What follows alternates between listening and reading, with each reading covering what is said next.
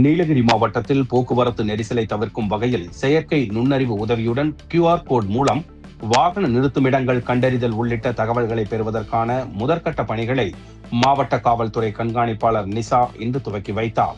நீலகிரி மாவட்டத்திற்கு ஆண்டுதோறும் 30 லட்சத்திற்கும் மேற்பட்ட சுற்றுலா பயணிகள் வருகின்றனர். குறிப்பாக கோடை சீசனான ஏப்ரல், மே மாதங்களிலும், இரண்டாவது சீசனான செப்டம்பர், அக்டோபர், நவம்பர் மாதங்களிலும், தொடர் விடுமுறை நாட்களிலும் அதிக அளவில் சுற்றுலா பயணிகள் வருகின்றனர். சுற்றுலா பயணிகளின் வருகை அதிகரிக்கும் பொழுது கடும் போக்குவரத்து நெரிசல் ஏற்படுகின்றது. இதனால் சுற்றுலா பயணிகள் மட்டுமின்றி உள்ளூர் மக்களும் பாதிக்கப்படுகின்றனர்.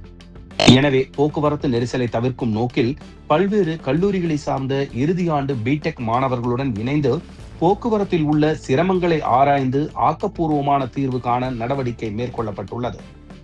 இதன் மூலம் செயற்கை நுண்ணறிவு உதவியுடன் தீர்வு காணப்பட உள்ளது. QR கோட் மூலம் வாகன நிறுத்தும் இடங்களை கண்டறிதல், வாகனத்தின் நம்பர் பிளேட் செய்வதன் மூலம் நுழைவு மற்றும் வெளியேறுதலை கண்டறிதல், போக்குவரத்து நெரிசல் குறித்த தகவல்களை பெறுதல் உள்ளிட்ட வசதிகளை ஏற்படுத்த உள்ளது. இதற்கான முதற்கட்ட பணிகள் இன்று துவங்கியது.